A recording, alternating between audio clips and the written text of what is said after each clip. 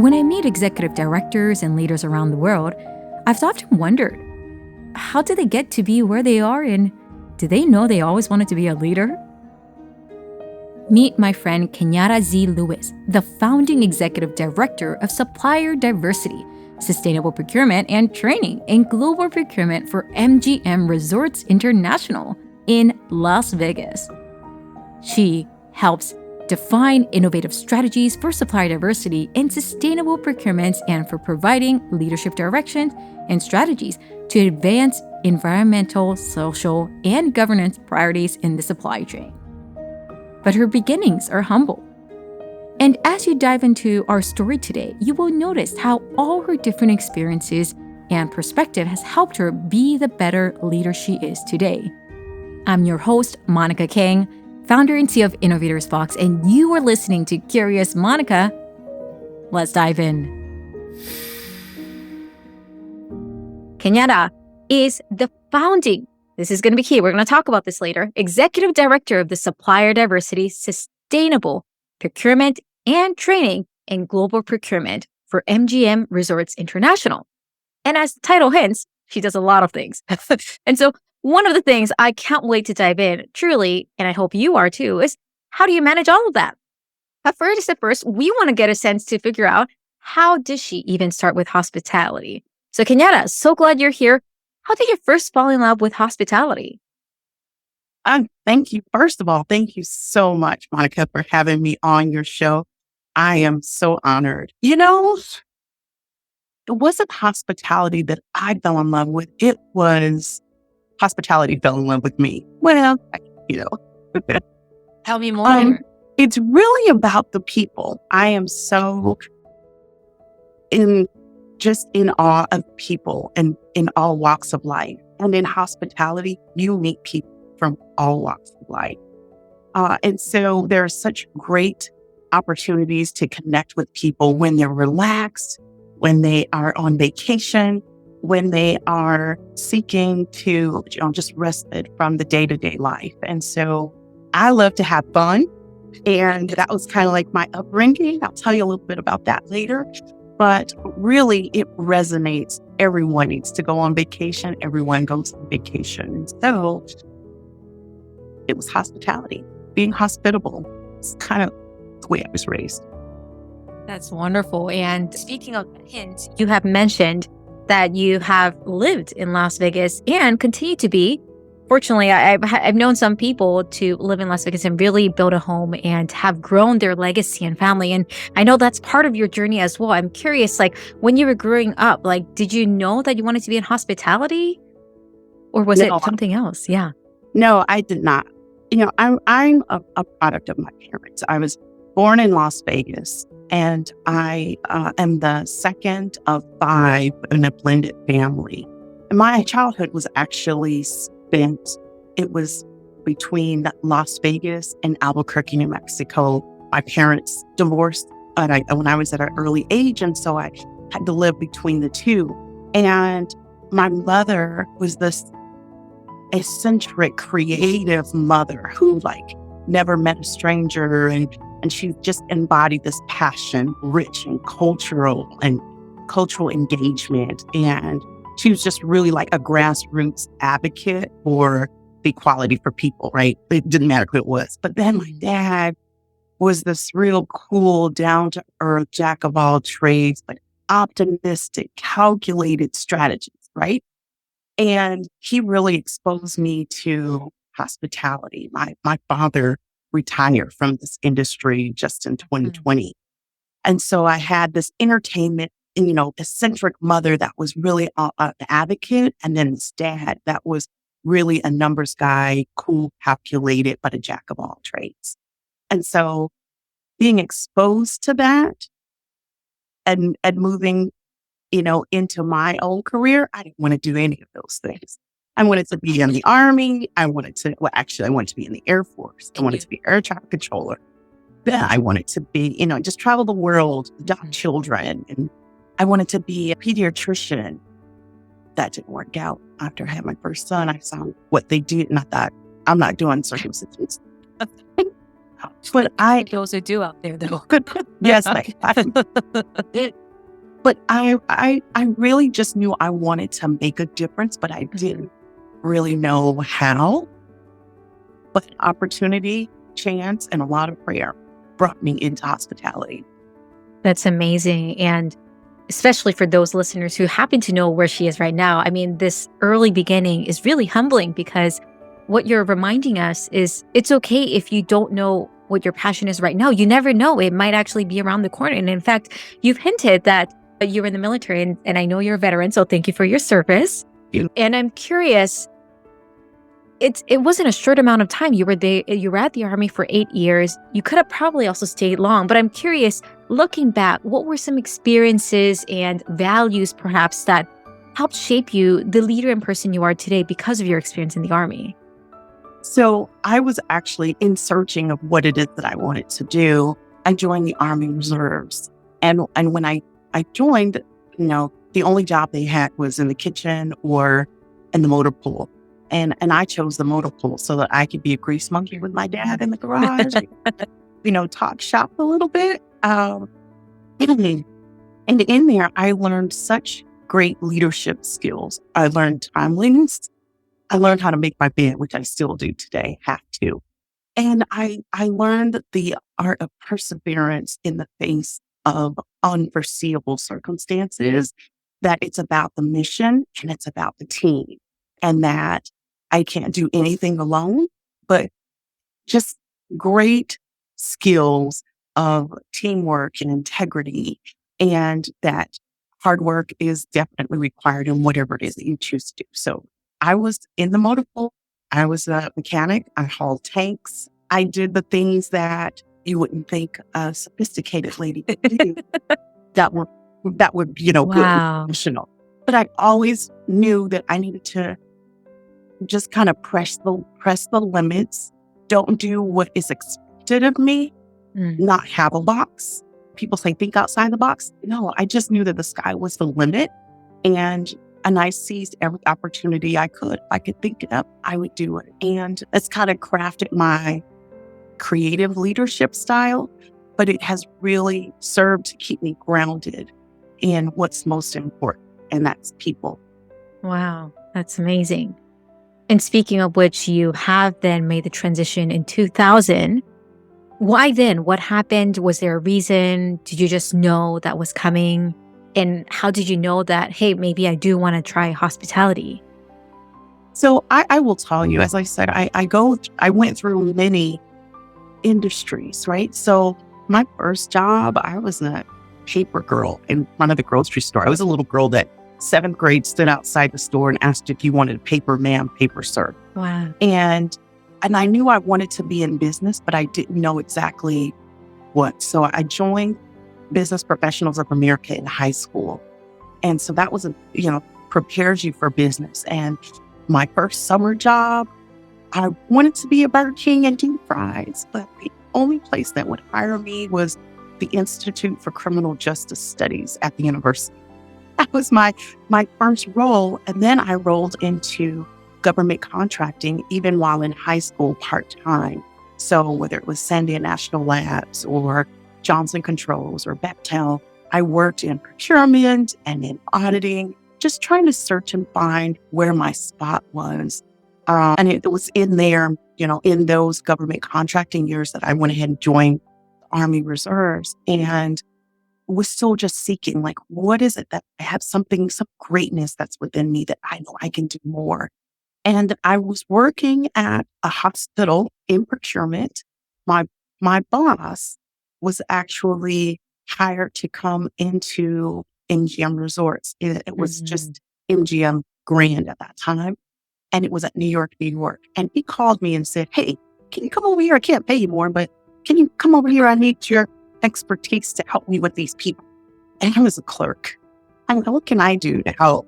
And so I came to New York, New York. That was in 2000, and began working, at the bottom, the receptionist, getting the files and everything together. And I fell in love with that property. But then a year later, they moved me to MGM Great. Okay. It's great. Still in procurement. And then I started getting into like food and beverage and craft steak. I got to buy all of the kitchen supplies for craft steak and while I was in procurement. And I just thought it was so great. I wanted to know everything about China and where it came from, meaning bone China, right? And where all of these dishes came from and bakery things. And I was just so engulfed in this. I was captivated. But it wasn't really an upward move for me, but I really enjoyed this. And then one day, someone said, we need volunteers to go and help in the community and do some advocacy. And I was like, I don't have anything. I'll do it. And that was just raising my hand and volunteering opened a whole new world in the industry that I didn't even know existed. Well, it didn't until I got there. But it was really advocating for businesses through procurement in the supply chain. And so I volunteered, and that started something special that I'm still here over 20 years later, building and growing. That's incredible. And especially nowadays when we talk about company loyalty, I mean, it's really rare to even stay in one place for 5+ years. The fact that you've really not only been the backbone and seen all the changes in the past 20+ years, and especially in Vegas, in hospitality, in this industry of supplier diversity, which we will speak about for those who are learning about this for the first time. No worries. I was there also not so long ago when I first learned about it. And it felt exactly like Kenyatta said of like, wait, this place existed, so we'll speak about it. But I just want to emphasize how incredible that is. Like, it's still rare to see somebody, falling in love and finding that, but also finding that passion and growth opportunity. And it almost sounds like all the different jobs you've had in the past was actually prepping you to be aware of all these different aspects, because that's one of the things my friends who work in hospitality remind me is like, to really excel, you need to actually understand the holistic system. And there's a lot of details like that I would never have thought of. And to your point of China, where how they decide what to buy. And I know that's now all your department deciding and influencing very much, and globally doing so. Yeah. And so I used to tell people, we used to buy tigers and lions, no bears. But we did, buy it, if you can think of it, eat it, taste it, smell it. We buy it once the buildings are built. Yeah. And now we even expanded into entertainment and sports and, world-class food and beverage. And so there's so much here. The world is here in Las Vegas. Amazing. And speaking of the people that you love working with and the act of working with people that you thrive, I know currently your team is about 80+ people. And that's not only just internally, that's the internal team. You have also partners you work with, vendors you work with, suppliers you work with. So you probably work with at least 100 many plus people. I don't, if you can give me a number, I'm curious. And also then how do you then manage your time and navigate all of that? Because those are lots of different conversations, and remembering even more so details, because Chinaware, at least it stays the same, but like people, they don't stay the same at all. Luckily, I have excellent peers within the business that really, manage the different categories and the sourcing strategies or buying strategies or analytics side of this. And so it is allowing people who are gifted and skilled to do what they do, allow them to do it, and just support them in doing that, and making sure that we never lose sight of what the mission is, and that we take care of the people along the way that are getting the job done. So it is a great deal of stakeholder engagement and collaboration, and really owning what is my role in the bigger scheme of things. What is it that I can control or oversee? And what is it that I can allow others to thrive and flourish and make those decisions for the good of the organization? So I wish I could say that it's like I'm holding it all up on my own, but it is definitely a collaborative team effort. That's with our end-user departments, our chief procurement officer, and our CFO, our chief financial officer, working all together to make sure that the business runs smoothly and that the impacts continue to flow into the communities that we serve. That's a really powerful reminder on how important collaboration skill and finding and working with good people. That still being said, I mean, as the leader, there are probably areas you're continuing to hone to improve your leadership skills. I'm curious what's been lately on top of your mind, especially working hybrid and, needing to navigate all these different changes that's continuing on. What are top skills? How do you hone your craft as a leader, and what does that look for you? So, it's really staying engaged, staying involved with leading organizations that are the experts in these spaces, serving on school committees, engaging, whether it's the Nature Conservancy or the National Minority Council, to really understand trends that we're seeing, looking within our industry, but then also outside of the industry, even on a global scale, to understand what's happening across the larger landscape that may or may not impact our business, or it may be innovation that we can incorporate into our business to make us more cutting edge or first and best in what we do. I also, really connect with like the Institute for Supply Management and making sure that I am with thought leaders. And it's so great to have a network where people send you things so you don't have to keep track of everything. They know that you are interested in this, and they'll send an article or they'll send insights that help you stay informed. And so it's really leveraging the network. But then also, I take a lot of classes through our Institute for Supply Management online, taking some sessions now just to refresh on sourcing strategy and supply chain. But then it's also that personal development on my leadership styles, what is happening with the new generations that are coming into the workforce. We have 5 generations still within our workforce. And so really understanding how to meet and connect with people where they are in order to execute on the mission is so important. I have spent years like at the bottom with my head down, trying to get the work done. And it's not that I have reached the top.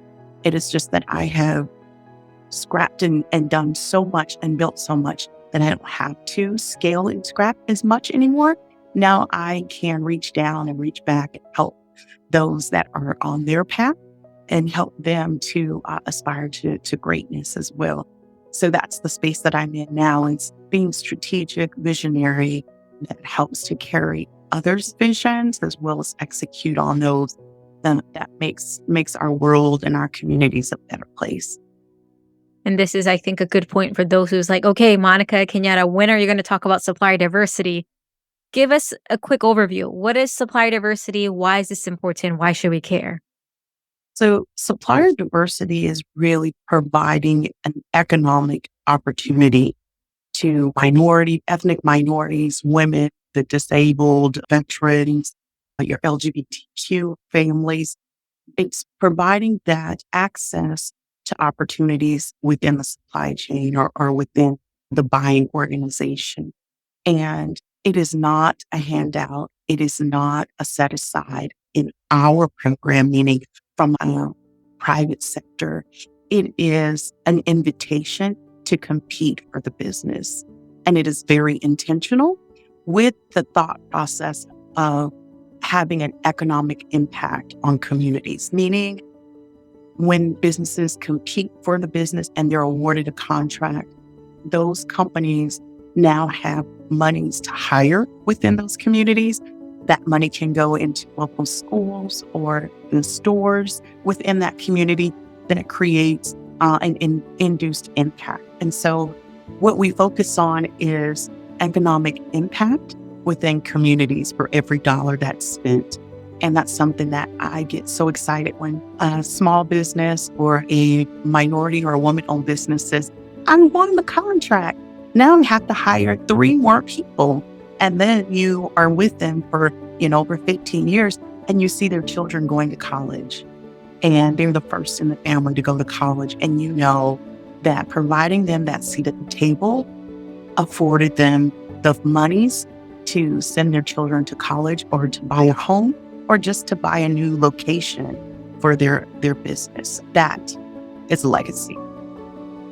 It's a really great insight and a reminder that, at the end of the day, as you pointed out earlier, all the purchases, we only think about maybe the what, but it's also important to think about the who. Who is the creator? Who's the company who's building it? And often, to Kenyatta's point, we don't probably realize, but if we're not being mindful, it might be just coming from one demographic, one age group, one ethnicity. And what about all the other creators who are also doing incredible work? Of course, quality matters, and there's a lot of incredible quality everywhere. But the key thing that we're noting is, I mean, think about even for those who, when you think about your favorite restaurant, if you're only going to the one place that continue and not take a moment to explore what are the other restaurants I could maybe try for the same food, you might be surprised what else is out there. And Kenyatta's reminder, your insight that this is just so much this one purchase that ends, that purchase multiplying over time has that socioeconomic impact. And that's where the bigger impact and influence is that we don't realize. And so thank you for breaking that down, because I think it's a reminder for all our listeners to know that, hey, it's actually a world that might be more connected than I thought.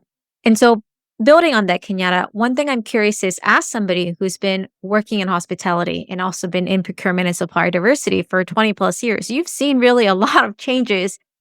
We have AI now going on post-pandemic, more things going on where just the way we think about supply chain is radically changing, sustainability concerns, and you see all of that. So just bring us a little perspective. What are you excited about because of all of this, as well as worried about that we should pay attention to? Well, first off, Monica, I choose not to worry about anything. Because that's the mindset we need to have. Yeah, I'm just not going to worry about anything. I'm going to convert that to action, right? I'm really assessing what is it that I can do that's within my control. What I'm excited about is, in the midst of all of this, and technology is so great if we use it the right way. Technology is an awesome resource for business, for home, for connecting people together. And so I'm ecstatic about that portion of it. I'm also optimistic and excited for the opportunities that we have to make positive impacts in new ways, whether that's around the environment, getting involved in climate change, or just recycling, or, those types of things, and learning more about this, these new things that are like, I never thought that I'd have to think calculated about using my credit card and who might be looking on the other side, or what does it take to get products to me, if I order something at home or even at work. Really understanding the supply chain. And I think as a country and as a world, we've gone through so much. And it really exposed us to jobs that we never thought about.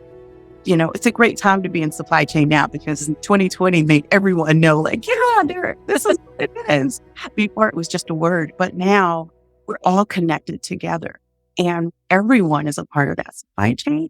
And so everyone has a role to play and everyone has a job to do as it relates to asking the questions about where the product is coming from, understanding the people that are impacted from a social impact perspective, and also providing opportunities to, as you said, you were saying earlier, and I thought it was great, if you stay with the same restaurant, you miss out on so much flavor and opportunity to experience life in a new way. And that's the way I feel excited about what's to come. It's ever learning, cautiously, progressing, and making sure that we just remain informed and relevant on where we're going as a world, and making sure that we do it cautiously so that not to bring harm. And for those who have the pleasure of seeing Kenyatta on the video version of our episode, you will see her smiling and the warmth and encouragement. And it's true, because that's actually how we first met. She's very approachable, very thoughtful. And I just wanted to say thank you for also just making it less scary to learn about this whole space. And it's actually an honor of you as well, which is why we wanted to highlight your story for this month as we celebrate Black History Month, because as not mistaken, there's still very few people who look like us and think like us in spaces where we need to see more representation. And I assume that's something that you've noticed even from your journey, from your army, as well as in the space that you're currently in. For those out there, for leaders who happen to be Black, who's like, I want to figure out how to break into these different communities and opportunities, any piece of wisdom or advice, or for anyone as well who want to break into new opportunities where they feel like, I don't see people like me there? I would say get involved and be comfortable being uncomfortable if you are the only one. I was the only one for many years. I was the only woman in the motor pool. I was the only one that looked like me as I was working at Sandia National Labs and Johnson Controls in the Marshall Islands and all of these different areas. Get comfortable being uncomfortable, but know that your presence makes a difference and that everyone's voice needs to be heard. So what am I saying? There's a lot of things that are going on around us, and there are a lot of things that we see. And so silence gives consent. But if you see something and you have an opportunity to make a difference, speak up and have a voice. Ask questions. Where's the inclusion? Where are we getting this? Is this product the best for, or is this process the best for the environment, for people, planet? Ask those questions, be comfortable being uncomfortable, and then get engaged with organizations that will inform and empower you to make a difference, because there's power in numbers and you need that encouragement. So I would say much work has already been done, and as we think about Black History Month, there are those that have gone before us and there are those that have paved the way. And if we choose not to, because it's not our generation, it's not relevant for us because that's from back then. If we fail to remember the history and the past, then we are doomed to repeat the errors and the harm that was done before. And so we are all given an awesome responsibility and obligation and opportunity to make a difference every day. And so that's how I show up every day, is knowing I get to do this. I want to, but that I get to do this, and I'm doing it because I'm building the next layer for the next generation that's going to help us propel forward. And that relates to our environment, that relates to opportunities for upward mobility for people of color, for those with disabilities, or those that choose to identify in different ways. And so it's our duty and it's our right as human beings to take care of each other and play. Especially your comment about I get to and I want to, I think is a powerful reminder of just the mindset and how we frame about it and in seeing it. And as you've hinted, it's really important we honor history and continue to look for those people. One of the things I've been asking all my guests as we wrap up, and I'm sad. I'm wish I could spend more time, but I want to respect Kenyatta's time and also for all of you listeners too. But as we wrap up, a few rapid questions. One question I've loved asking all our guests is help us do that job better. So could you educate, or could you tell us at least 3 people you love learning from who happens to be an innovator who is Black that we should learn from? Could you shout out their names? And I'm going to add them in the blog. For those who are listening, you know where to find that. So come find those names. But Kenyatta, who would you recommend that we learn from? To give shout out to 3 people. The 3 people that who happens to be Black. Yeah. So I will tell you, for me, being my faith is very strong to me. And so I would just say it's the clergy, those in your house of worship that really help you and connect with that spiritual side. So for me, it was my pastor, Sylvester Folks, who's passed away now, as well as my husband, who's passed away now, that were my pastors. They really showed me what it meant to walk the walk and walk the talk, and to live life of love and not your emotions on your sleeves, but to have an impact in your community. Well, you got to say people like Maya Angelou, who was just a groundbreaker, thought leader, who really uses her words to inspire even president and to make you feel warm and at home, but also to know that you can be fearless and you can do it unapologetically. So I would say definitely Maya Angelou. Now, everyone would say Dr. King. Yeah, he definitely is one. But another that I would say for me is my mother, Bonnie Greathouse. My mother, as I said, eccentric, advocate, never met a stranger. she loves everyone. She'll wear one white shoe and one black shoe to show you that everybody's welcome, right? But she's my biggest champion, my biggest advocate, and my biggest intercessor for prayer to make sure that I'm successful. So they're near and they're far, but they make me who I am. And I aspire to do better because of what they have poured into me and how they inspire me every day. So thank you so much for even asking the questions. Hadn't thought about it. Thank you for sharing. And I'll be sure to make sure I get the spelling. So again, look out for that later in the show notes. Any final advice for all the innovators out there, no matter where they work, that you want them to walk away from? Innovators. Oh, man. As I said, people say think outside the box. I just destroy the box. There is no box. You know what? If you're creative, embrace that creativity. Take it to the limit, because that's where change is made and that makes us better. So get out of your own head, get out of your own way. Don't always look for others to agree with you, because sometimes you might be blazing a new trail, as I was able to do. And now others are calling to ask, how did you do it?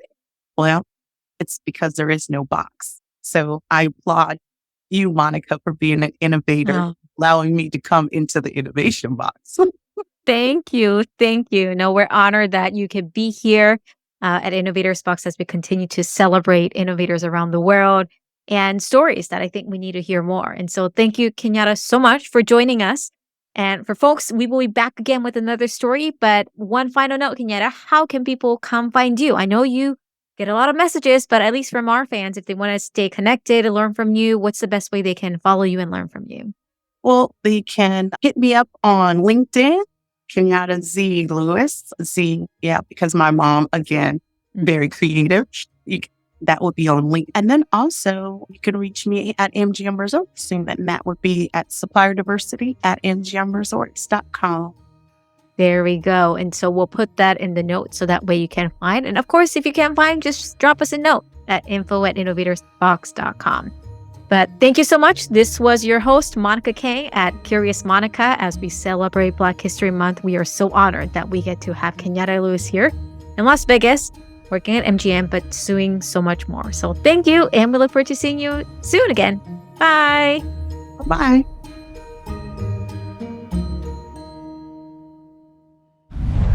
Thank you so much for tuning in to another episode at Curious Monica. I'm your host and executive director of the show, Monica Kang, founder and CEO of Innovators Box. And a little love shout out to our team who made this show possible for you today. From Innovators Box Studios, audio engineering and producing, Sam Waymard. Audio engineering assistants, Ravi Ladd. Website and marketing support, Cree Pandey. Graphic support, Leah Orsini. Christine Eribal. Original music by Innovators Box Studios, and executive producing, writing and editing, and interviewing and all that jazz by me, Monica Kang. I hope you enjoyed today's conversation. Please send us a note for any feedback and suggestions and questions that you have at info@innovatorsbox.com. Have a wonderful day and see you soon.